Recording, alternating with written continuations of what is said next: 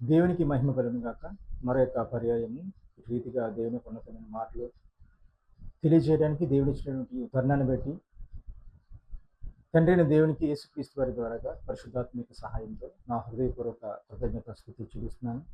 అదేవిధంగా ఈ మాటలు వింటున్న సహోదరులకు, బంధువులకు, స్నేహితులకు అందరికీ నా హృదయపూర్వక వందనములు మరియు శుభములు తెలియజేస్తున్నాను.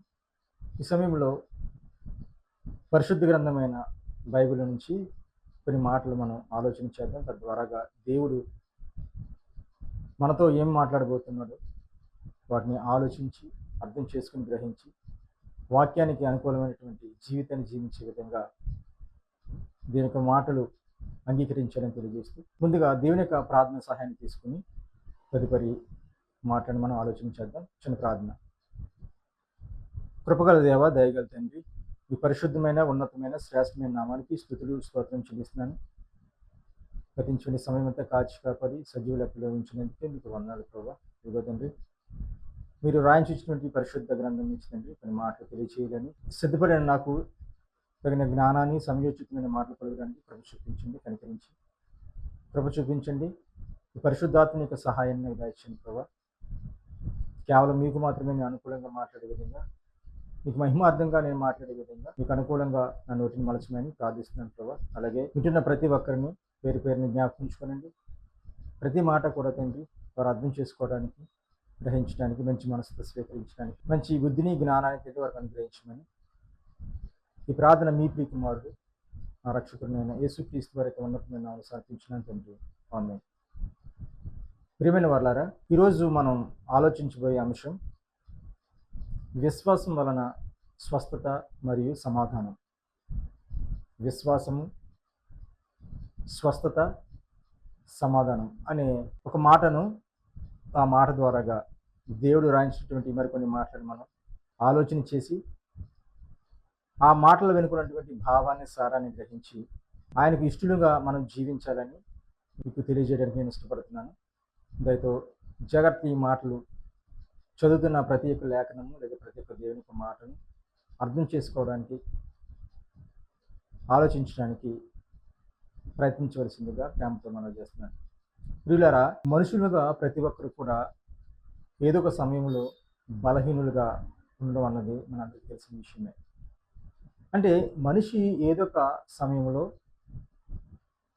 శరీర బాధకు, శరీర రోగాలకు, శరీరం యొక్క ఇబ్బందులకు గురి అవుతాడన్నది సహజంగా మనకు తెలిసిన విషయమే. అంటే ఓవరాల్గా ఒక మాటలో చెప్పాలంటే మనిషిగా ప్రతి ఒక్కరు కూడా ఏదో ఒక సందర్భంలో శారీరక బలహీనతను బట్టి, అది రోగం కావచ్చు, జబ్బు కావచ్చు, అలాగే తనకున్న రోగాన్ని బట్టి మరింత ఇబ్బంది పడి, మరింత బాధపడి, ఆ బాధ ఎవరికి చెప్పుకోదగిన విధంగా ఉండడం, అలాగే ఆ బాధ వల్ల ఎంతో శోభను, ఎంతో బాధను అనుభవిస్తున్న వారు లేకపోలేదు సమాజంలో. ఇకపోతే ఆ బాధ విషయంలో మరి ఎంతో డబ్బు ఖర్చు చేస్తారు. ఆ బాధ విషయంలో ఆ బాధ తగ్గడం కోసం, లేదా వచ్చినటువంటి ఆ రోగం లేదా జబ్బు తగ్గడం కోసం ఎన్నో హాస్పిటల్స్ వెళ్తుంటాడు, ఎంతో వైద్యం చేసుకుంటూ ఉంటుంటారు. అవి కొన్ని తగ్గుతాయి, కొన్ని తగ్గకపోవచ్చు, కొన్ని దీర్ఘకాలిక వ్యాధులు ఉంటూ ఉంటుంటాయి. అవి కొంతమందికి చనిపోయేంత వరకు కూడా తగ్గకపోవచ్చు కూడా. అంటే మనిషికి ఒకసారి రోగం వచ్చిందంటే, లేదా ఒకసారి మనిషి బలహీనపడ్డాడంటే కొన్ని సందర్భాల్లో తిరిగి రికవర్ అవ్వచ్చు, కొన్నిసార్లు రికవర్ కాకపోవచ్చు. అందుకనే చాలా సందర్భాల్లో ఎక్కువగా హాస్పిటల్కి వెళ్ళడం, వైద్యం చేయించుకోవడం జరుగుతుంటుంది. ఆ వైద్యానికి సంబంధించినటువంటి ఎంతో ఖర్చు కూడా అవుతూ ఉంటుంటుంది. ఏదో ఒక విధంగా తన రోగాన్ని, తన జబ్బును తగ్గించుకోవాలని ప్రతి మనిషి కూడా, ఆ జబ్బు వచ్చిన ప్రతి మనిషి కూడా ఆలోచిస్తూ, ఎంతో బాధపడుతూ వైద్యం కోసం తిరుగుతూ ఉంటుంటారు. అన్ని ప్రయత్నాలు చేసిన తర్వాత చివరగా ఒక ప్రయత్నం మనిషి చేస్తారన్నది అదే ఏంటంటే దైవ ప్రయత్నం. అంటే దేవుని యొక్క సహాయాన్ని, దేవుని యొక్క అనుగ్రహం ద్వారాగా తను దేవుని యొక్క సహాయాన్ని కోరుకుంటాడు. ఆ దేవునికి ప్రార్థించడం ద్వారాగా తన జబ్బు నయం అవ్వాలని, లేదా తన రోగము పోవాలని ప్రయత్నించిన వారు లేదా ప్రయత్నిస్తున్న వారు సమాజంలో, క్రైస్తవ సమాజంలో చాలామంది ఉన్నారు. అలాగే క్రైస్తవ సమాజంలోకి రాకముందు, అలాగే దేవుణ్ణి విశ్వసించక ముందు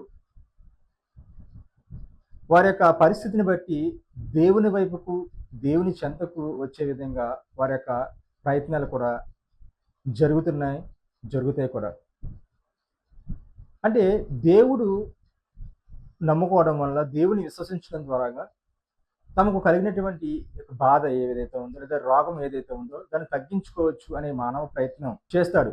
తన శరీర విషయంలో తన బాగు కోసం దేవుని ప్రయత్నించడంలో తప్పులేదు, కానీ అదే పనిగా లేదా అదే విధంగా చివరి వరకు కూడా దేవుని నమ్ముకోవడం వల్ల, దేవుని విశ్వసించడం వల్ల రోగాలు నయం చేసుకోవచ్చు, లేదా ఆయన దగ్గర నుంచి ఏవో పొందుకోవచ్చు, లోక సంబంధమైనవి లేదా శరీర సంబంధమైనవి అని అనుకోవటం ఒక విధంగా చెప్పాలంటే అది కరెక్ట్ అయిన పద్ధతి కాదు. వాక్యానుసారంగా చెప్పాలంటే, అంటే దేవుడు మనల్ని పుట్టించాడు, దేవుడు మనల్ని చేశాడు కనుక ఆయన మనకి ఏదైనా అవసరమో అవన్నీ కూడా మన పుట్టకముందే ఆయన సృష్టించాడు. అలాగే మనకు కొన్ని సందర్భాల్లో మన యొక్క శరీర బలహీనతను బట్టి కొన్ని రోగాలు, జబ్బులు రావచ్చు.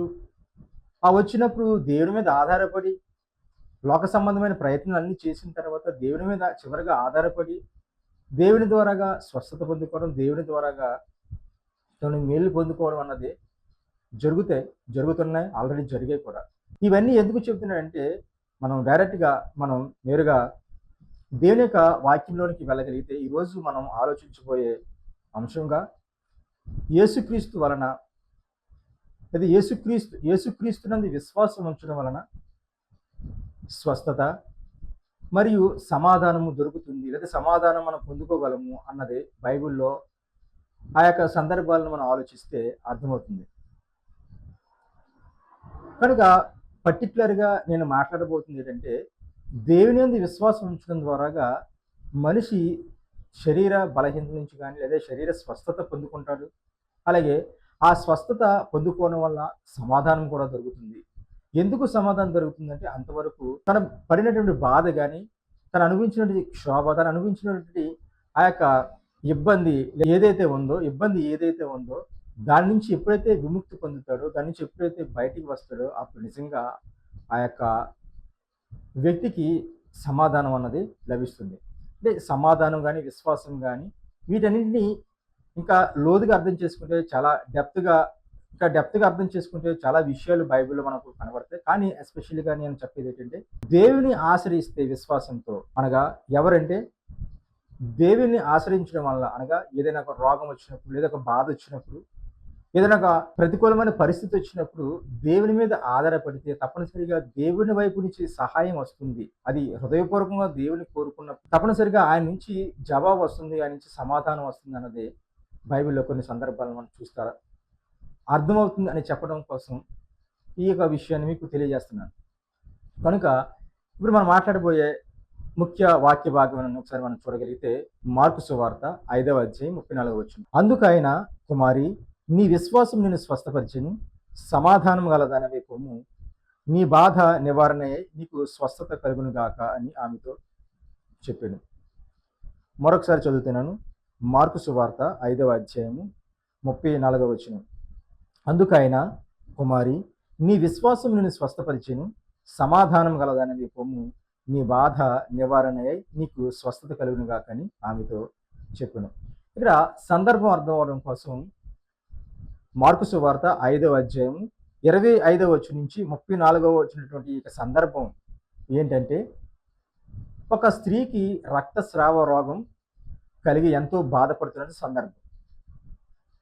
ఒక స్త్రీ రక్తస్రావ రోగంతో ఎంతో బాధపడుతున్నటువంటి సందర్భం ఇక్కడ మనం చూస్తున్నాం.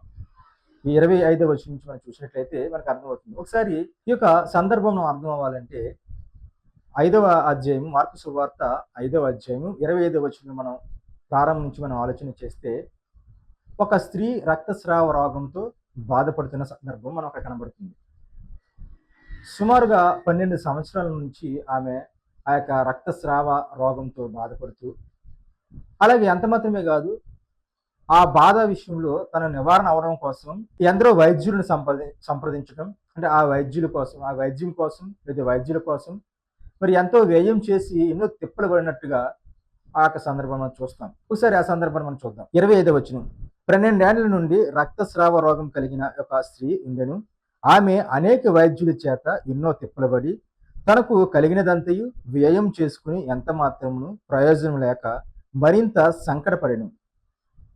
ఇక్కడ సందర్భం మనం ఆలోచన చేస్తే 12 నుంచి రక్తస్రావ రోగంతో ఒక స్త్రీ బాధపడుతున్నట్టుగా, ఆ బాధ కూడా చిన్న బాధ కాదండి. రక్తస్రావ రోగం అంటే ఆ యొక్క రక్తం స్రవించడం, రక్తం పోవడం అన్నమాట.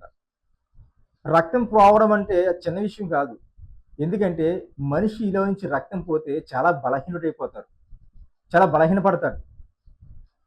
అందుకనే కొన్ని కొన్ని సందర్భాల్లో చూడండి, ఎవరైనా రక్తహీనత ఉన్న మనిషిని చూస్తే ఎంతో పాలిపోయినట్టుగా, చాలా నీరసంగా ఉన్నట్టుగా, చాలా జబ్బు పడినట్టుగా మనం చూస్తాం. మనిషిలో ఆ ముఖంలో గాని, ఆ యొక్క శరీర తత్వం గాని మనం చూస్తే చాలా నీరసపడిపోయి ఉంటారు. చాలా ఎంతో పోగొట్టుకున్నవాడుగా ఉంటాడు. ఎందుకంటే రక్తం లేకపోవడం వల్ల. అందుకనే రక్తహీనత, రక్తం లోపించడం అన్నమాట. కానీ ఈమె ఎలాంటిదంటే, ఈమెకొచ్చినటువంటి జబ్బు ఏంటంటే ఏకంగా రక్తమే పోతుంది, రక్తమే స్రవిస్తుంది. మరి రక్తమే బయటికి పోతున్నప్పుడు ఆమె ఎంత బలహీనపడతాదో, తద్వారాగా ఆ రక్తం మనిషిలో లేకపోతే ఎంత బాధ ఉంటదన్నది అది అనుభవించిన వాళ్ళకే తెలుస్తదండి. ఎందుకంటే ఇక్కడ మన సందర్భం కూడా మనం ఆలోచిస్తే ఏమనుందంటే, ఆమె అనేక వైద్యుల చేత ఎన్నో తిప్పలు పడి తనకు కలిగినదంతా వ్యయం చేసుకుని ఎంత మాత్రమును ప్రయోజనం లేక మరింత సంకటపడెను. వైద్యుల దగ్గరికి వెళ్ళింది, ఎంతో వైద్యం చేయించుకుంది. ఆ వైద్యం ఎంతో వ్యయం చేసింది. తనకు కలిగినదంతా కూడా ఆ యొక్క జబ్బు నిమిత్తం, ఆ రోగం నిమిత్తం ఖర్చు చేసి ఎలాంటి ప్రయోజనం లేకపోయేసరికి ఆమె మరింత సంకటపడింది. అంటే ఒక ధర నుంచి రక్తం స్రవిస్తూ ఉంది, రక్తం పోతూ ఉంది తన జబ్బు వలన. వైద్యం చేయించుకుంటుంది కానీ అది ఉపయోగకరంగా లేదు, ప్రయోజనకరంగా లేదు. అంటే ఇవన్నీ చూస్తే జబ్బు నయం కాకపోయి ఆ డబ్బు కూడా ఆ యొక్క వ్యయం, అంటే డబ్బులు వ్యయమైపోతూ ఉంటుంటే అటు శారీరక బాధ, అలాగే ఆర్థికంగా కూడా ఎంతో నలిగిపోతే ఆ డబ్బు అంతా ఖర్చు అయిపోతుంటే నిజంగా ఆమెకున్నటువంటి సంకటం చాలా, అంటే సంకటం అంటే బాధ వర్ణాతీతమనే చెప్పాలి. ఆ యొక్క బాధ వర్ణాతీతమనే చెప్పాలి. అంత బాధపడింది ఆ యొక్క రక్తస్రావ రోగం కలిగిన ఆ స్త్రీ. అయితే ఆమె ఒక నిర్ణయానికి వచ్చింది. ఏంటంటే జబ్బు ఏదైతే ఉందో అది నివారణ కావడానికి ఒక నమ్మకం కారణమైంది. ఆ నమ్మకం ఏంటంటే విశ్వాసం. ఆ విశ్వాసం ఎక్కడికి తీసుకెళ్ళిందంటే యేసుక్రీస్తు వారి యొద్దకు తీసుకువెళ్ళింది. యేసు క్రీస్తు వారి యొద్దకు నడిపించింది అన్నది ఇక్కడ తర్వాత వచ్చిన మనం చూస్తాం. ఒకసారి ఆ మాటను మనం చూద్దాం. 27వ వచనం. ఆమె యేసుని గూర్చి విని, నేను ఆయన వస్త్రములు మాత్రము ముట్టినా బాగుపడుదుననుకుని జన సమూహంలో ఆయన వెనుకకు వచ్చి ఆయన వస్త్రము ముట్టెను. వెంటనే ఆమె రక్తధార కట్టిన కనుక తన శరీరంలోని ఆ బాధ నివారణ అయినదని గ్రహించుకునేను. ఇక్కడ మనం జాగ్రత్తగా ఆలోచన చేస్తే ఈ యొక్క రక్తస్రావ రోగం కలిగినటువంటి స్త్రీకి వచ్చినటువంటి ఒక ఆలోచన ఏంటంటే, యేసుక్రీస్తు వారి యొద్దకు నేను వెళతాను, వెళ్ళి నేను ఆయనకు చెప్పి నాకు రోగం నయం చేసుకుంటాననే ఆలోచన ఈమెకు రాలేదు. కానీ ఈమెకు వచ్చినటువంటి ఆలోచన ఏంటంటే, కేవలం ఆయన వస్త్రపు చెంగు మాత్రం ముడితే నేను బాగుపడతాను అనే ఒక నమ్మకం, ఒక విశ్వాసం ఏదైతే ఉందో ఆ విశ్వాసం యేసుక్రీస్తు వారి యొద్దకు నడిపించింది. ఆ నమ్మకం క్రీస్తు దగ్గరకు నడిపించింది. అంటే నేను యేసుక్రీస్తు వారు వస్త్రాన్ని ముడితే నాకు స్వస్థత కలుగుతుంది అనే ఒక విశ్వాసం, ఒక నమ్మకం ఆమెకు కలగడం, అలాగే ఆ విధంగానే యేసుక్రీస్తు వారి వద్దకు వెళ్ళి ఆయనకు తెలియకుండా ఆయన యొక్క వస్త్రాన్ని ముట్టడం మనం తర్వాత వచ్చినట్టు చూస్తాం. అంటే ఆమెకు విశ్వాసం చూడండి. ఎవరైనా అంతకుముందు ఆమె ఏం చేసిందంటే వైద్యుల దగ్గరికి వెళ్ళింది. వైద్యులు ఆమెను పరీక్షించుంటారు. అలాగే వైద్యులు ఆమెకు ఎన్నో మందులు ఇచ్చుంటారు, ఆమె పరీక్షించుంటారు. కానీ ఈమె ఏమనుకుందంటే యేసుక్రీస్తు వారి విషయంలో, నేను కేవలం ఆయన వస్త్రపు చెంగు ముడితే చాలు నాకు స్వస్థత కలుగుతుందనే ఒక ప్రగాఢమైన విశ్వాసం, గొప్ప నమ్మకం ఆ యొక్క స్త్రీకి కలిగిందండి. నిజంగా ఎంత ఉన్నతంగా ఆలోచించిందో ఒకసారి ఆలోచించండి ప్రియమైన వాళ్ళారా. అందుకనే ఎప్పుడైతే తను అలా అనుకుందో యేసుక్రీస్తు వారిని ఆ యొక్క జనసమూహం కూడా ఆమె ఒక విధంగా చెప్పాలంటే రక్తస్రావ రోగం కలిగిన స్త్రీ కాబట్టి జనాల్లోనికి ఆమె వెళ్ళడానికి అవకాశం కూడా ఉండదు. రానివ్వరు కూడా. కానీ ఈమె నిజంగా ఆమెకి విశ్వాసం ఏదో విధంగా క్రీస్తు వద్దకు వెళ్ళాలి. ఆయన వస్త్రపు చెంగును ముట్టుకోవాలి. తద్వారాగా నేను బాగుపడాలనే విశ్వాసం ఏదైతే ఉందో నిజంగా ఆమె విశ్వసించిన ప్రకారమే వెళ్ళడం జరిగింది. వెళ్ళి యేసుక్రీస్తు వారి యొక్క వస్త్రాన్ని ముట్టుకుని ఆమె బాధ ఆమె యొక్క రోగం నివారణ అయింది అని మనం చూడగలం. ఒకసారి మాటను కూడా చూద్దాం. 29వ వచనం వెంటనే ఆమె రక్తధార కట్టెను. ఒకసారి మళ్ళీ 27వ వచనం చదువుతున్నాను. ఆమె యేసుని గురించి విని నేను ఆయన వస్త్రము మాత్రం ముట్టినా బాగుపడుతుంది అనుకుని జనసమూహంలో ఆయన వెనుకకు వచ్చి ఆయన వస్త్రం ముట్టెను. వెంటనే ఆమె రక్తధార కట్టెను కనుక తన శరీరంలోని ఆ బాధ నివారణ అయినదని గ్రహించుకొనెను. అంటే ఈమెకున్న ఇక్కడ విశ్వాసం ఏంటంటే ఆయన వస్త్రపు చెంగు ముడితే చాలు నేను బాగుపడతాను అనుకుంది. అంటే ఆ విశ్వాసం యేసుక్రీస్తు వారి యొద్దకు నడిపించింది అన్నది మనం అక్కడ చూస్తున్నాం. నిజమేనండి. ఎందుకంటే దేవుణ్ణి నమ్ముకున్నప్పుడు లేదా దేవుణ్ణి నమ్ముతున్నాం అన్నప్పుడు నిజంగా ఆయన యొద్దకు వెళ్ళాలి. అందుకనే దేవుని యొద్దకు వెళ్ళేవారు విశ్వాసంతో వెళ్ళాలి. విశ్వాసంతో దేవుని యొద్దకు వెళ్ళాలి. అలాగే వెళితేనే ఆ విశ్వాసం ఉంటేనే దేవుడికి అది ఇష్టం. అందుకనే ఒక సందర్భాన్ని ఒక మాటను ఈ సందర్భంగా మనం చూద్దాం. హెబ్రీయులకు రాసిన పత్రిక 11వ అధ్యాయం 6వ వచనం. విశ్వాసం లేకుండా దేవునికి ఇష్టడయుట అసాధ్యము. దేవుని యొద్దకు వచ్చేవాడు ఆయన ఉన్నాడని తన్ను వెతికే వారికి ఫలము దయచేయవాడని నమ్మవలెను కదా. ఇక్కడ మార్కు సువార్త 5వ అధ్యాయము 25 నుంచి 34 వచనాలైనటువంటి ఆ సందర్భం ఏదైతే ఉందో అంటే విశ్వసించడం ద్వారాగా స్వస్థత సమాధానం కలుగుతుంది అన్నది మన మెయిన్ భాగమైతే ఆ భాగంలో ఆ సందర్భానికి సంబంధించి మనం మాట్లాడుకుంటున్నది ఏంటంటే దేవుని యొద్దకు వెళ్ళేవారు అంటే ఆ యొక్క రక్తస్రావం కలిగినటువంటి ఆ యొక్క స్త్రీ ఏమని విశ్వసించిందంటే నేను క్రీస్తు యొద్దకు వెళతాను. ఆమె విశ్వాసం క్రీస్తు యొద్దకు నడిపించింది. ఎలా? ఆయన వస్త్రపు చెంగు ముడితే నేను స్వస్థత కలుగుతుంది నాకు అని ఆమె యొక్క నమ్మకం ఉంది. ఒక విశ్వసించింది. అంటే నేను ఆయన ముట్టుకుంటే ఆయన వస్త్రపు చెంగు ముట్టుకుంటే నాకు స్వస్థత కలుగుతుంది అనుకుంది. దాని ప్రకారంగానే ఆమె ఆయన యొద్దకు వెళ్ళింది. యేసుక్రీస్తు వారి యొద్దకు వెళ్ళింది. అలాగే దేవుణ్ణి నమ్ముకుంటున్న వారు లేదా దేవుణ్ణి నమ్ముకోవాలి అని అనుకునేవారు ఎలా ఉండాలంటే విశ్వసించాలి. దేవుని విశ్వసించాలి ముందుగా. ఏమని విశ్వసించాలంటే ఆయన ఉన్నాడు, ఆయన ఫలం దయచేవాడు అని నమ్మాలి అని విశ్వసించాలని హెబ్రీ పత్రిక 11వ అధ్యాయం 6వ వచనంలో మనం చూస్తున్నాం. ఒకసారి మళ్ళీ చదువుతున్నాను. విశ్వాసం లేకుండా దేవునికి ఇష్టం అంటే అసాధ్యం. అంటే విశ్వాసం లేకుండా దేవునికి ఇష్టడు అవ్వాలనుకోవడం అసాధ్యం. సాధ్యం కాదు. ఎప్పుడంటే విశ్వాసం లేకుండా. కాబట్టి ఎప్పుడు దేవునికి ఇష్టడు అవుతామంటే ఆయన ఉన్నాడని నమ్మాలి, అనగా విశ్వసించాలి. ఆయన ఉన్నాడని విశ్వసించాలి. అప్పుడు ఆయన వద్దకు వెళ్ళినప్పుడు ఆయన ఫలం దయచేస్తాడు అన్నది ఈ యొక్క సందర్భంలో మనం ఆలోచన చేస్తున్నాం. ఈ యొక్క సందర్భంలో మనం చూస్తున్నాం. కాబట్టి అలాగే ఆ యొక్క రక్తస్రావ రోగం కలిగిన స్త్రీ ఏం చేసిందంటే ఆమెకు విశ్వాసం, ఆమెకు నమ్మకం ఎక్కడికి తీసుకెళ్ళిందంటే యేసుక్రీస్తు వారి వద్దకు వెళ్ళడానికి ఉపయోగపడింది ఆమె యొక్క విశ్వాసం. ఎందుకంటే తద్వారాగా గొప్ప మేలు పొందుకోబోతుంది, శరీర స్వస్థత పొందుకోబోతుంది. ప్రియమైన వాళ్ళారా, దేవుని యొద్దకు మనం దేవుని నమ్మాలి. ఫస్ట్గా దేవుని నమ్మి ఆయన నన్ను స్వస్థపరుస్తాడు, ఆయన నాకు బాగు చేస్తాడు, నా బాధల్లో నా యొక్క ఇబ్బందుల్లో ఆయన నన్ను లేవదీస్తాడు అని ఆయన నమ్మాలి. ఆ దేవుడు ఉన్నాడు, నాకు సహాయం చేస్తాడు, ఆయన ద్వారాగా నేను సహాయాన్ని పొందుకోగలను అని విశ్వసించినప్పుడు తప్పనిసరిగా అవసరత ఏముందో తీరాలి అని దేవుడు అనుకున్నప్పుడు తప్పనిసరిగా ఆయన తీరుస్తాడండి. కనుక విశ్వాసం అన్నది దేవుని యొద్దకు తీసుకువెళ్ళడానికి ఒక సమాధానంగా ఈ మాటను బట్టి మనం చూడొచ్చు. అలాగే మరొక మాటను మనం చూస్తే విశ్వాసం అన్నది ఏం చేస్తుందంటే స్వస్థతని ఇస్తుంది.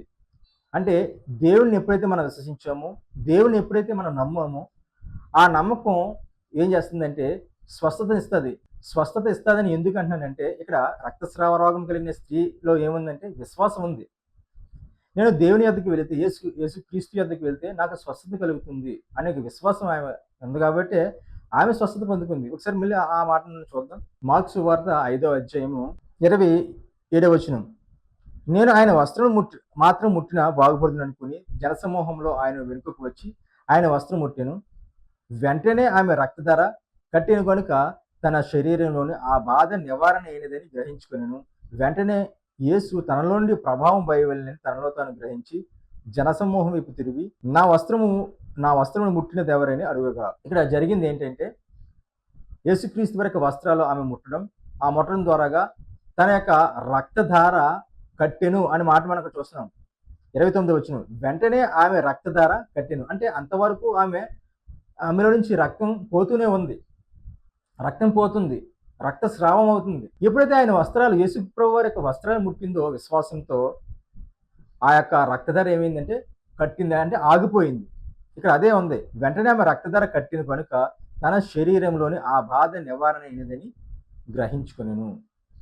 ప్రియమైన వాళ్ళారా, ఈ మాటను బట్టి మనకు అర్థం చేసుకోవాల్సింది ఏంటంటే, విశ్వాసంతో దేవుని యొద్దకు వస్తే ఆ యొక్క ఏ బాధతో అయితే వెళ్ళామో, లేకపోతే ఏ యొక్క అవసరంతో అయితే వెళ్ళామో, అంటే విశ్వాసంతో ఆయనను మొరపెట్టినప్పుడు, విశ్వాసంతో ఆయనకు ప్రార్థించినప్పుడు, మన విశ్వాసాన్ని బట్టే మనకి ప్రతిఫలం వస్తుంది. ఆ విశ్వాసాన్ని బట్టే మనలోటువంటి జబ్బు కానివ్వండి, రోగం కానివ్వండి, అది బాగుపడడానికి అవకాశం ఉందని ఈ మాటను బట్టి మనం చూస్తున్నాం. అందుకని మరికొన్ని సందర్భాలు మనం చూస్తే విశ్వసించడం ద్వారాగా స్వస్థత జరుగుతుంది అన్నది మరొక మాటను మనం చూద్దాం. విశ్వసించడం ద్వారాగా స్వస్థత, చాలామంది స్వస్థత పొందుకున్నారు.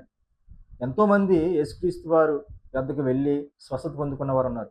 అలాంటి ఒక మాట లేదా 2 మాటలు చూద్దాం, చూసి ఇంకా ముందుకు వెళ్దాం. మార్కు సువార్త 10వ అధ్యాయం 52వ వచనం, అందుకు యేసు, నీవు వెళ్ళుము, నీ విశ్వాసం నిన్ను స్వస్థపరిచినని చెప్పెను. వెంటనే వాడు త్రోవను ఆయన వెంట చూపు పొంది వెళ్ళెను. ఇక్కడ సందర్భం ఏంటంటే, ఒక గుడ్డివాడికి యేసుక్రీస్తు వారు చూపునివ్వడం ముందు వచనాలు చూస్తే మనకు అర్థమవుతుంది. ఒకసారి ముందు వచనాలు చూద్దాం. 51వ వచనం, యేసు, నేను నీకేమీ చేయగోరుచున్నానని వాడిని అడుగగా, ఆ గుడ్డివాడు, బోధకుడా, నాకు దృష్టి కలుగు చేయమని ఆయనతో అనెను. అందుకు యేసు, నీవు వెళ్ళుము, నీ విశ్వాసం నేను స్వస్థపరిచినని చెప్పాను. వెంటనే వాడు త్రోవను ఆయన వెంట చూపు పొంది వెళ్ళెను. ఇక్కడ కూడా మనం చూస్తున్నది ఏంటంటే, నీ విశ్వాసం నేను స్వస్థపరిచను. ఒక గుడ్డివాడితో యేసుక్రీస్తు వారు అంటున్న మాట ఏంటంటే, అంతకుముందు ఏం జరిగిందంటే, ఆ గుడ్డివాడు యేసుక్రీస్తు వారిని, దావీదు కుమారుడా, నన్ను కరుణించమని కేకలు వేయడం మనం చూస్తాం ముందు వచనాల్లో. అది యేసుక్రీస్తు వారు విన్నప్పుడు ఆయన ఆ గుడ్డివాని యొద్దకు వచ్చి, అసలు నేను చేయాలని నువ్వు కోరుకుంటున్నావంటే, ప్రభువా నాకు చూపును దయచేయమని ఆయన వేడుకోవడం మనం చూస్తాం.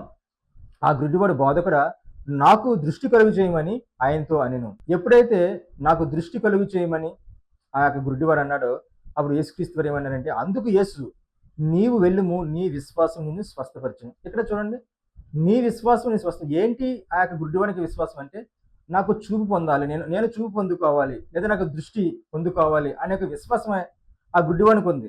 అందుకని యేసుక్రీస్తు వారు కూడా నీవు విశ్వసించిన ప్రకారమే నువ్వు చూపు పొందుతావు అని అన్నప్పుడు చూపు పొందడం మనం ఇక్కడ చూస్తున్నాం.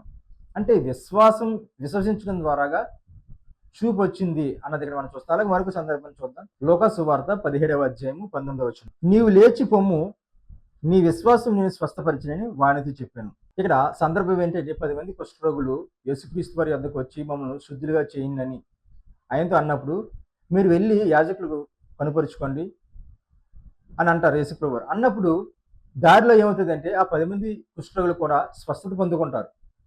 స్వస్థత పొందుకున్నప్పుడు ఆ 10 మందిలో 9 మంది వెళ్ళిపోతారు వారి దారిన. ఆయన మాత్రం తిరిగి యేసుక్రీస్తు వారి వద్దకు వచ్చి ఆయన స్తుతిస్తూ ఆయన వద్దకు వచ్చి ఏమంటారు తెలుసా? ఒకసారి ఆ మాటను చూద్దాం.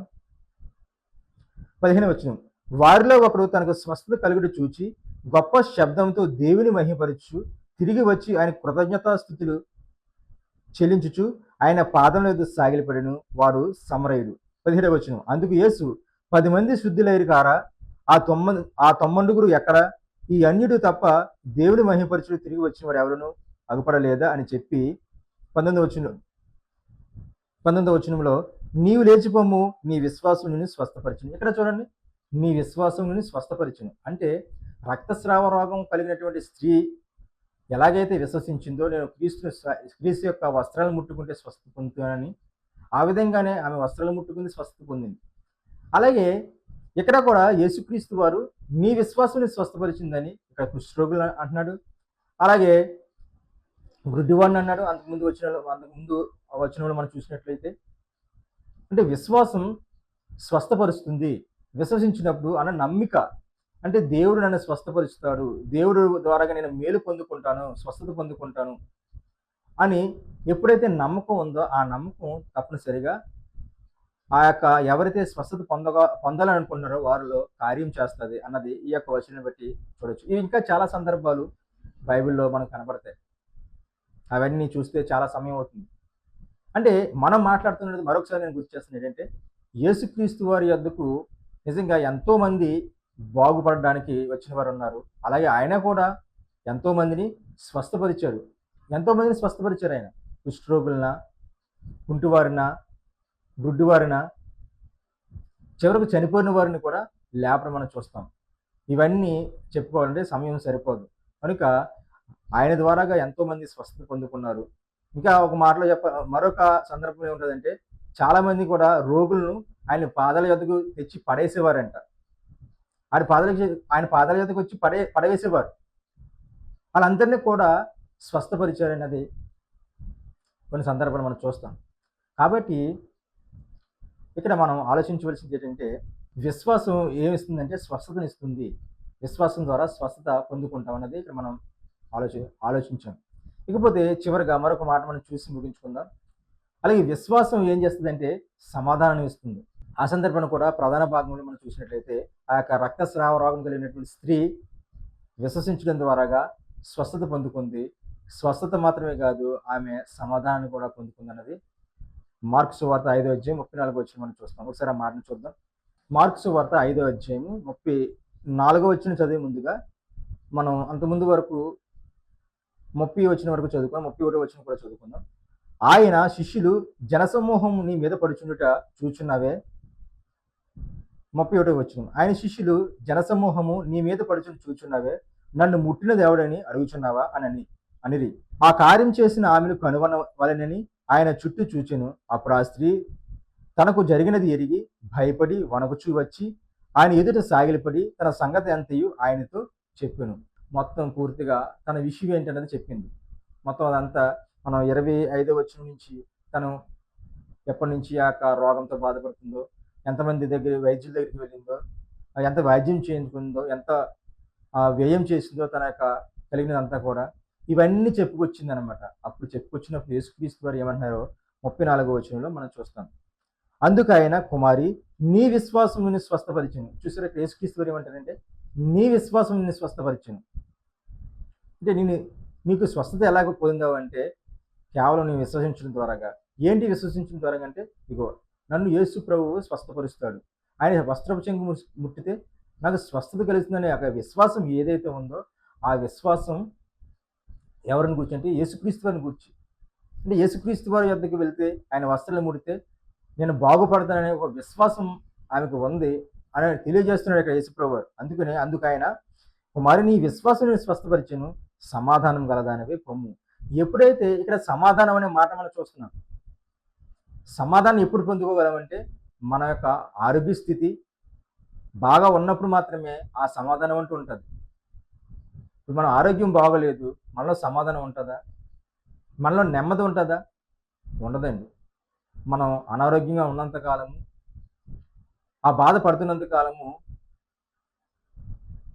ఆ బాధ ఉంటుంది, ఆ బాధతో పాటుగా అసమాధానం కూడా ఉంటుంది. అంటే సమాధానం ఉండదు, నెమ్మది ఉండదు. అందుకనే ఇక్కడ యేసుక్రీస్తు ఏమంటారంటే నీ విశ్వాసం నిన్ను స్వస్థపరిచింది, సమాధానం కలదానమే పొమ్ము అంటున్నాడు. అంటే ఎప్పుడైతే స్వస్థత వచ్చిందో, ఎప్పుడైతే స్వస్థత పొందుకుంటారో అప్పుడు ఏమొస్తుందంటే సమాధానం వస్తుంది. నిజమేనండి, సమాధానం వస్తుందండి, నెమ్మది వస్తుంది. అదే ఇక్కడ యేసుప్రభు అన్నారు, నీ బాధ సమాధానం కలదానవే, నీ విశ్వాసము నిన్ను స్వస్థపరిచను,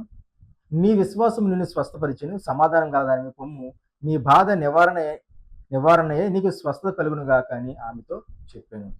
ప్రియులారా, ఈ మాటను మనం బట్టి ప్రియులారా మరి ఎంతవరకు మనం ఆలోచించిన ఈ యొక్క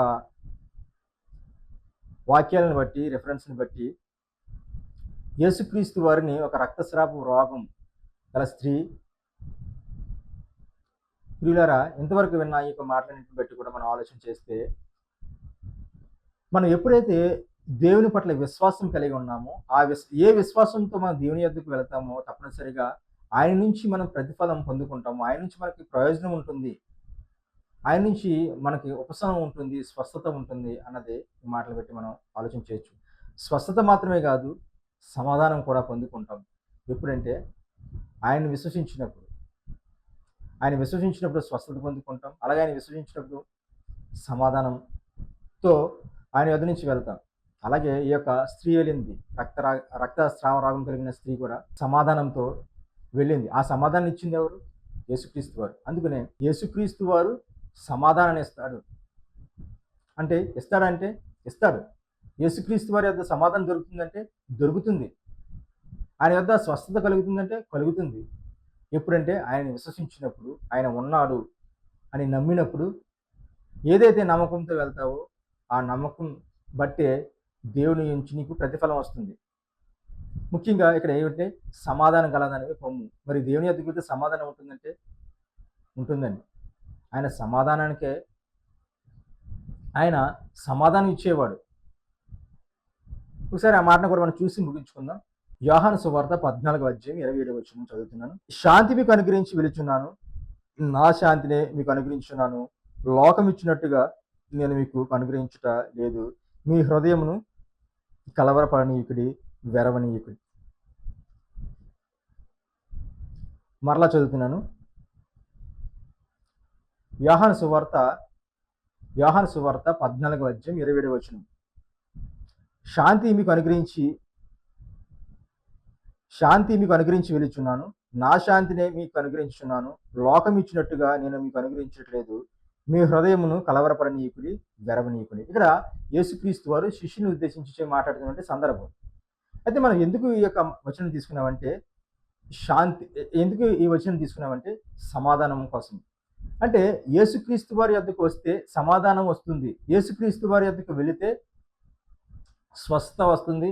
ఆ స్వస్థతో పాటుగా సమాధానాన్ని కూడా పొందుకుంటాము. సమాధానం కూడా వస్తుంది అనడానికి ఆ మాటను బట్టి, ఆ మాటను మనం అర్థం అవడం కోసం ఈ మాటను మనం తీసుకోవాల్సి వచ్చింది. ఈ మాటను తీసుకుంటున్నాం. అంటే ఎందుకు ఈ మాట మనం చూస్తున్నామంటే సమాధానం అంటే దేవుడు యేసుక్రీస్తు వారు సమాధానం ఇచ్చేవాడు. అందుకని ఇక్కడ ఏమని అంటుంటే శాంతి మీకు అనుగ్రహించి వెలుచున్నాను. ఇక్కడ శాంతి దగ్గర 3 అంకె వేసి ఉంది. ఆ కింద ఫుట్ నోట్లో మనం చూస్తే సమాధానం అని ఉంది. నేను సమాధానాన్ని మీకు అనుగ్రహించి వెలుచున్నాను, నా సమాధానమే మీకు అనుగ్రహించున్నాను. లోకం ఇచ్చినట్టుగా నేను మీకు అనుగ్రహించట్లేదు. మీ హృదయమును కలవరపడనీయకుడి, వెరవనీయకుడి. అంటే లోకం ఇచ్చే సమాధానం కాదు నా సమాధానం. నా సమాధానం ఎలాంటిదంటే లోకం ఇచ్చినటువంటి సమాధానం ఇవ్వట్లేదు, నాకు సమాధానం ఇస్తున్నాను. నిజంగా యేసుక్రీస్తు వారు లేదా దేవుని యొక్క సమాధానం మనం పొందుకోగలిగితే నిజంగా ఆ సమాధానం ఎంతో మనకి సాంత్వన ఇస్తుంది. ఆ సమాధానం మనం ఎంతో ఓదార్పునిస్తుంది. ఆ సమాధానం మనం ఎంతో నెమ్మదినిస్తుంది. అంటే అంత గొప్ప సమాధానం దేవుని యొద్ద మనకు దొరుకుతుంది. అంత గొప్ప సమాధానం దేవుడు మనకి ఇవ్వగలడు, ఇస్తాడు మనకి. ఎలాంటి సమాధానం అంటే మరొక చోట మనం చూడగలం. ఎలాంటిదంటే సమస్త జ్ఞానానికి మించిన సమాధానం ఉంటుంది. ఒకసారి మాటను చూద్దాం. ఫిలిప్పీయులకు రాసిన పత్రిక 4:6-7 దేనిని గురించి చింతపడకుడి గాని ప్రతి విషయంలోనూ ప్రార్థన విజ్ఞాపనముల చేత కృతజ్ఞతాపూర్వకముగా మీ విన్నపములు దేవునికి తెలియజేయడి. 7 అప్పుడు సమస్త జ్ఞానమునకు మించిన దేవుని సమాధానము యేసుక్రీస్తు వలన మీ హృదయములకును మీ తలంపులకును కావలియుండును. మరొకసారి చదువుతున్నాను. 7 అప్పుడు 6 చదువుతున్నాను. దేని గురించి చింతపడకుడు కానీ ప్రతి విషయం ప్రార్థన విజ్ఞాపనల చేత కృతజ్ఞతాపూర్వకంగా మీ విన్నపములను దేవునికి తెలియచేయండి. అంటే మన విన్నపాలను దేవునికి తెలియచేయాలి. ఎలాగంటే చింతపడకుండా మన విజ్ఞాపనలు హృదయపూర్వకముగా ఆ తెలియజేయని విషయంలో చింతపడవద్దు అంటున్నాడు. చింతపడకుండా దేవునికి మనకి విన్నపాలు తెలియచేయాలి. అయితే ఎలా తెలియచేయాలంటే కృతజ్ఞతాపూర్వకముగా ఆయనకి తెలియచేయాలి. తప్పనిసరిగా ఆయన నుంచి సమాధానం మనకు వస్తుంది అన్నదే ఇక్కడ ముఖ్య ఉద్దేశం. అందుకని ఏమంటుందంటే దేని గురించి చింతపడకుడి, కానీ ప్రతి విషయంలోనూ ప్రార్థన విజ్ఞాపనల చేత కృతజ్ఞతాపూర్వకముగా మీ విన్నపములు దేవునికి తెలియచేయుడి. అప్పుడు సమస్త జ్ఞానమునకు మించిన దేవుని సమాధానం, అంటే సమస్త జ్ఞానానికి మించింది ఏంటంటే దేవుని యొక్క సమాధానం. ఆ సమాధానం ఎలా పొందుకుంటామంటే కేవలం యేసుక్రీస్తు వారి ద్వారా మాత్రమే. అంటే సమాధానం ఇచ్చేవారు ఎవరంటే యేసుక్రీస్తు వారు. అలాగే మనం ఇంతకుముందు చూసాం, శిష్యులకు నా శాంతిని మీకు అనుగ్రహించి వెళుతున్నాను, అంటే నా సమాధానాన్ని మీకు అనుగ్రహిస్తున్నాను. ఆ సమాధానం లోకం ఇచ్చినటువంటి సమాధానం కాదు. అందుకని ఇక్కడ ఫిలిప్పీ రాసిన పత్రిక ఏమంటే సమస్త జ్ఞానం గురించిన దేవుని యొక్క సమాధానం యేసుక్రీస్తు వలన మీ హృదయములకు మీ తలంపులకు కావలి ఉండును. అంటే దేవుని యొక్క సమాధానం ఎవరి ద్వారాగా పొందుకుంటామంటే కేవలం యేసుక్రీస్తు వారి ద్వారాగానే పొందుకుంటాం. కనుక యేసుక్రీస్తు వారి వద్దకు వచ్చిన వారు కానీ వచ్చేవారు కానీ ఆయన సమాధానాన్ని ఇస్తాడు. అంతకుముందు ఆయన స్వస్థతని ఇస్తాడు. అంతకుముందు విశ్వసించాలి. అంటే ఎవరైతే యేసుక్రీస్తు వారిని విశ్వసిస్తారో, నమ్ముతారో, ఆ నమ్మిన వారికి స్వస్థత కలుగుతుంది. అంత మాత్రమే కాదు, సమాధానం కూడా కలుగుతుంది అన్నది ఈ మాటలు బట్టి మనం ఆలోచన చేయొచ్చు. ఇకపోతే మరి ఎంతవరకు శరీర సంబంధించినటువంటి రోగం విషయంలో లేదా జబ్బు విషయంలో ఒక విధంగా మన ముఖ్య వాక్య భాగాన్ని మనం చూసినట్టయితే రక్తస్రావ రోగం కోసం కలిగిన స్త్రీ, అంటే రక్తస్రావ రోగం కలిగిన స్త్రీ కోసం మనం మాట్లాడుకున్నాం. ఆమె యొక్క బాధ, ఎన్ని సంవత్సరాల నుంచి బాధపడుతుందో, అలాగే ఆమెకు వచ్చినటువంటి గొప్ప ఆలోచన, నేను యేసు వద్దకు వెళ్తాను. ఎందుకంటే యేసు వద్దకు వెళ్ళింది ఆమె. యేసు వద్దకు వెళ్ళడం, ఆయన యొక్క వస్త్రాన్ని ముట్టుకుంటే నాకు స్వస్థత కలుగుతుంది అనుకోవడం, ఆ ప్రకారంగా ఆమె స్వస్థత పొందడం మనం చూస్తున్నాం. అంత మాత్రమే కాదు, యేసుక్రీస్తు వారు కూడా ఆమెను ధైర్యపరిచిన విధానాన్ని మనం చూస్తే ఏమన్నారంటే, కుమారి భయపడొద్దు, నీ విశ్వాసం నేను స్వస్థపరిచును, సమాధాన గలదనపై పొమ్ము అని చెప్తున్నారు. అంటే ఆ బాధ నివారణ అయింది ఆమెకు. తద్వారాగా ఏమొచ్చిందంటే సమాధానం వచ్చింది. అంటే సమాధానం ఇచ్చేవారు ఎవరంటే యేసుక్రీస్తు వారు. కాబట్టి యేసుక్రీస్తు వారి వద్దకు వచ్చిన వారు కానీ లేదా యేసుక్రీస్తు వారి వద్దకు రాబోయేవారు కానీ ఎందుకు రావాలో తెలుసండి, సమాధానాన్ని పొందుకోవడం. ఈరోజు సమాధానం లేక ఎంతోమంది బాధపడేవారు ఉన్నారు. అంటే ఇంతవరకు విన్న మాటలను బట్టి ఒకవేళ మీరు ఇలాగ ఆలోచిస్తారేమో, అంటే దేవుని వద్దకు వెళితే స్వస్థత కలుగుతుంది, రోగాలు పోతాయి, జబ్బులు పోతాయి అని అనుకుని అలా డిసైడ్ అయిపోతారేమో. లేదు లేదు లేదు. వాక్యాన్ని ఎలా ఆలోచించాలంటే అక్కడ సందర్భం ఏంటి, ఏ సందర్భంలో స్వస్థత జరిగినాయి, ఆ స్వస్థత జరగడానికి కారణం ఏంటి. మరి ఇప్పుడు మనకి రోగాలు వస్తున్నాయి, ఆనాడు రోగాలు వచ్చాయి, ఈనాడు రోగాలు వస్తున్నాయి. చాలా మంది దేవుని వద్దకు ఎలా వస్తారంటే బయట అన్ని ప్రయత్నాలు జరిగిన తర్వాత ప్రయత్నాలు నిష్ప్రయోజనం అయితే, ఆ ప్రయత్నాలు జరగకపోతే చివరి ప్రయత్నంగా వచ్చేది ఎక్కడికంటే దేవుని వద్దకే. కాబట్టి ఆ చివరి ప్రయత్నంగా వచ్చే వారి విషయంలో దేవుడు తప్పనిసరి కనికరాన్ని చూపుతాడు. ఆ కనికరాన్ని చూడడం అన్నది మనం చూస్తాం బైబిల్లో. కానీ అక్కడితో ఆగిపోకూడదు. ఎవరైతే స్వస్థత పొందుకోవాలనుకున్నామో, ఎవరైతే ఆయన ద్వారాగా మనం నెమ్మది పొందుకోవాలనుకుంటున్నామో అంతటితో ఆగిపోతే కాదు. అసలైనటువంటి వాస్తవం, అసలైనటువంటి లోతైన విషయం ఒకటి ఉంది. శరీరానికి రోగం వస్తుంది, దాన్ని స్వస్థత పొందుకోవాలనుకుంటున్నాం. కరెక్టే, మంచిదే, స్వస్థత పొందుకోవాలనుకుంటాం, పొందుకోవాలి కూడా, కాదంటలేదు. కానీ శరీరానికి రోగం ఎలాంటిదో అలాగే ఆత్మకు కూడా పాపం అనే రోగం ఉంది. ఆత్మకు పాపం అనే రోగంతో ఉన్నవారు ఎంతోమంది ఉన్నారు సమాజంలో. మన ఆ రోగం పోవాలంటే దీనికోసం మనం ఆలోచించాలి. ప్రారంభంలో ఏదో ఒక రూపంలో దేవుని విశ్వసించో నమ్ముకున్నాం, ఓకే. కానీ ఆయన తెలుసుకున్న తర్వాత, ఆయనలోనికి వచ్చిన తర్వాత ఇంకా పూర్తి వివరణ ఏముందో, పూర్తి యొక్క సత్యం ఏదైతే ఉందో దాన్ని ఆలోచించి దాన్ని మనం అవలంబించాలా, దాన్ని అనుకరించాలి. ఏంటంటే శరీరానికి రోగం ఉంది, దాన్ని బాగుపరుచుకోవాలనుకుంటున్నాం. కానీ అలాగే ఆత్మకు పాపం అనే రోగం ఉంది. మరి ఆ రోగం, పాపం అనే రోగం పోగొట్టుకోవాలంటే అసలు యేసుక్రీస్తు వారు వచ్చిందే పాపం అనే రోగం పోగొట్టడానికి. ఫైనల్గా మనం ఆలోచించవలసింది ఏంటంటే, ముఖ్యంగా మనం దేనికోసం ఆలోచించాలంటే శారీరక స్వస్థత కోసం మాత్రమే కాదు. శరీర స్వస్థత కన్నా ఆత్మ స్వస్థత కావాలి మెయిన్. ఎందుకంటే శరీర స్వస్థత అన్నది కొన్ని రోజులు ఉండొచ్చు, కొన్ని నెలలు ఉండొచ్చు, బాధపడతాం, తర్వాత ఒకవేళ స్వస్థత పొందుకోవచ్చు. లేకపోతే దీర్ఘకాలిక రోగం ఉండొచ్చు, ఎప్పటి వరకునో 60-70 సంవత్సరాలు మాత్రమే. మరి ఆ తర్వాత ఎన్నో సంవత్సరాలు, దానికి ఆ సంవత్సరాలకి లిమిట్ లేదు, యుగ యుగాలు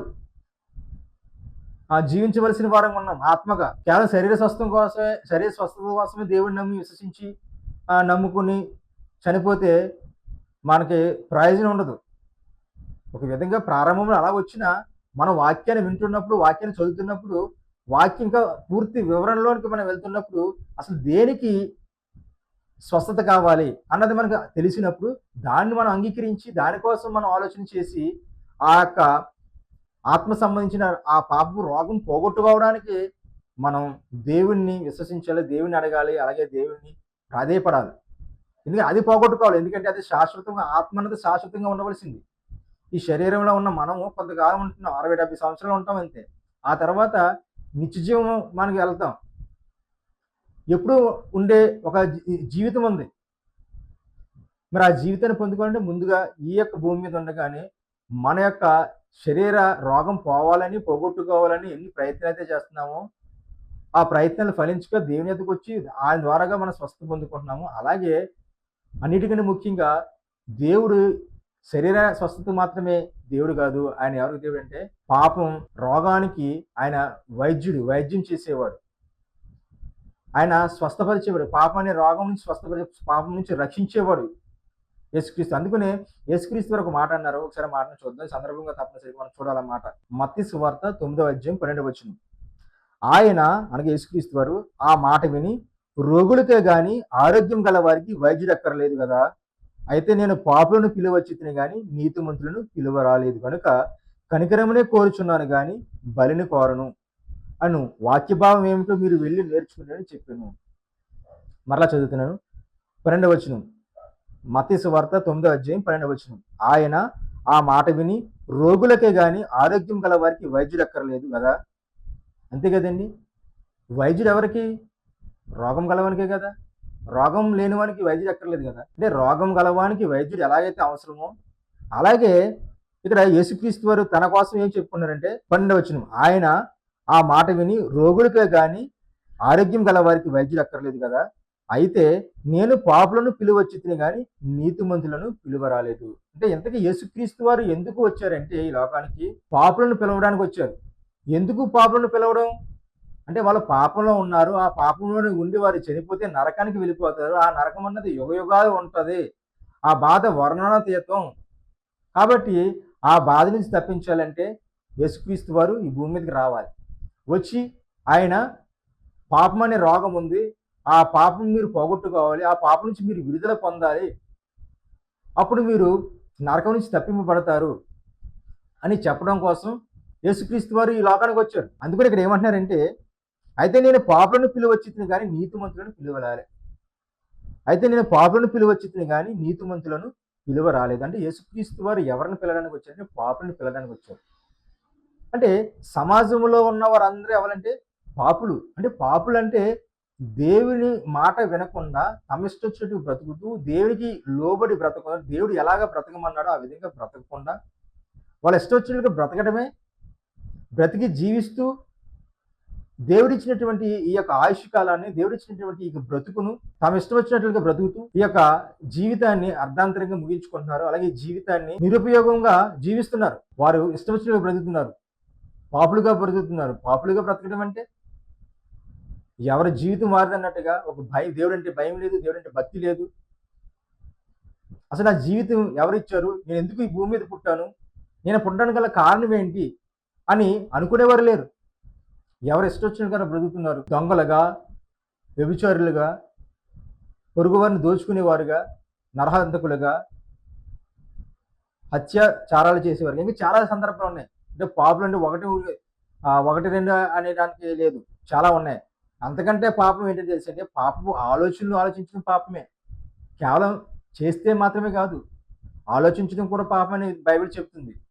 ఎందుకంటే ఒక స్త్రీని మోహపు చూపుతో చూస్తే అప్పుడే తన హృదయంలో ఆమెతో వ్యభిచారం చేసిన వాడని బైబిల్ డిక్లేర్ చేస్తుంది.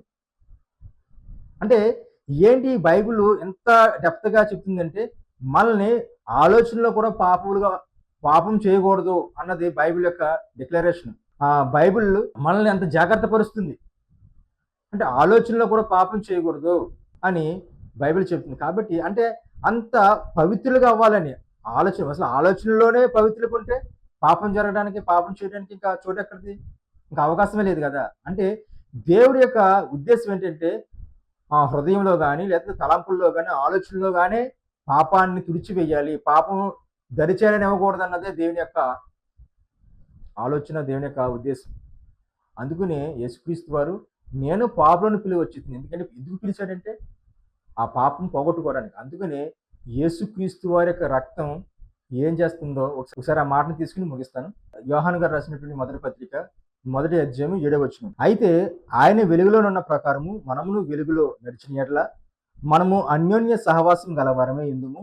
అప్పుడు ఆయన కుమారుడైన యేసు రక్తము ప్రతి పాపం నుండి మనలను పవిత్రులుగా చేయును.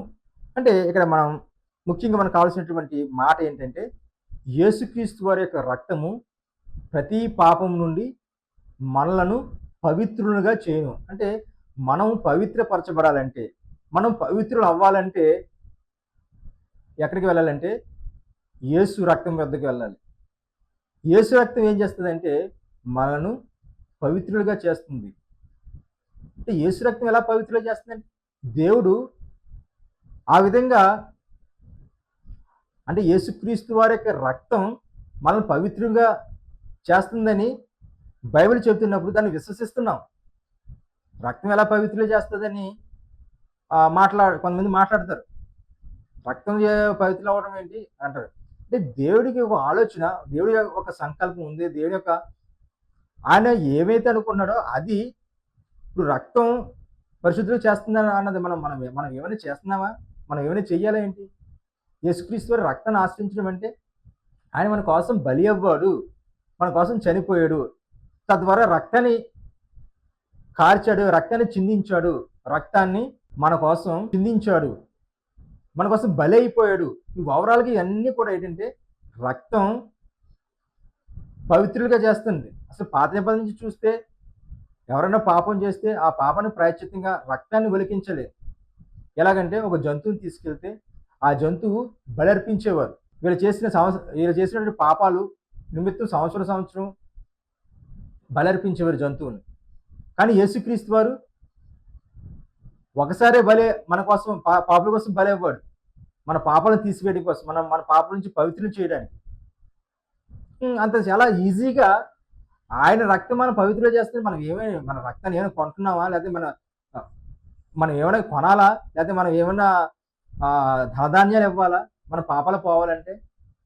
చాలా సింపుల్. ఆయన అంటే మనకు సింపుల్ అయ్యింది. కానీ ఆయన రక్తం కార్చాడు, ఆయన ప్రాణాన్ని పెట్టాడు, ఆయన చనిపోయాడు. అది చాలా ఆయనకైతే చాలా కష్టమైన పని. అసలు మనం ఉండాలి ఆయన ప్లేస్లో. కానీ మన ప్లేస్లో ఆయన ఉండి మన కోసం ఆయన పరల దెబ్బలు తిన్నాడు, ముళ్ళ కిరీటం పెట్టించుకున్నాడు, అపహసించారు, అవసింపబడ్డాడు, హేళన చేశారు, పిడుగుదులు గుద్దారు. అలాగే చేతుల్లో మేకులు, కాళ్ళలో మేకులు, ప్రక్కల్లో బల్లెపు పోటు, తలపైన ముళ్ళ కిరీటం.